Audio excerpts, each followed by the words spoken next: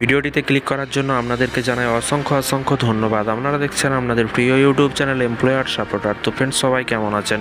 নিশ্চয়ই খুব ভালো আছেন এবং সকলেই চিন্তিত আছেন। ইতিমধ্যেই কিন্তু বড় আপডেট, রাজ্য সরকারি কর্মচারীদের বিভিন্ন রকমের আপডেট কিন্তু বিভিন্ন রকম আর্টিকেলে বেরোলেই কিন্তু আপনাদেরকে সেই ভিডিওর মাধ্যমে প্রোভাইড করা হয়। হয়তো কোনো কিছু ভুলভ্রান্তি থাকে বা সেই নিউজ হয়তো ফেক হতে পারে, কিন্তু বিভিন্ন রকম রাজ্য সরকারি কর্মচারীদের আপডেট কোনো না কোনো হিন্টস সেখান থেকে পাওয়া যায়। কারণ যেই সব ধারণা বা মিডিয়া রিপোর্টে যেগুলো আলোচনা করা হয় সেগুলো কিন্তু বাস্তবে হয়, সেই জন্যই কিন্তু বিভিন্ন রকম আর্টিকেলে সকলেই লেখে বা আর্টিকেলে নিউজগুলো দেওয়া হয়। দেখুন, আবার একটি আর্টিকেলে বলা হয়েছে পুজোর আগে সুখবর, সরকারি কর্মচারীদের ডিএ বৃদ্ধি নিশ্চিত।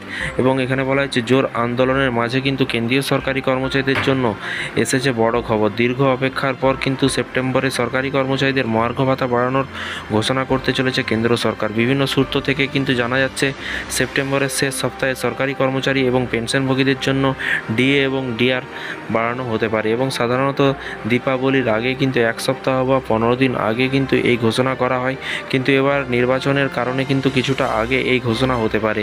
এর আগে জানা গিয়েছে যে সেপ্টেম্বরের প্রথম সপ্তাহে কিন্তু ডিএ বৃদ্ধি ঘোষণা হতে পারে। তবে 5ই অক্টোবর হরিয়ানা বিধানসভা নির্বাচনের ভোট গ্রহণ আনুষ্ঠানিক হবে এবং তাই মনে করা হচ্ছে সেই নির্বাচন চলাকালীন কিন্তু সরকারের পক্ষ থেকে মহার্ঘ ভাতা বৃদ্ধির ঘোষণা করা হতে পারে। প্রতিবেদনে উল্লেখ করা হয়েছে চলতি মাসে 25 তারিখের মধ্যে কিন্তু এই ঘোষণা আসবে, যার মাধ্যমে সরকারি কর্মচারীদের মহার্ঘ ভাতা 3 থেকে 4% বাড়ানোর সম্ভাবনা রয়েছে।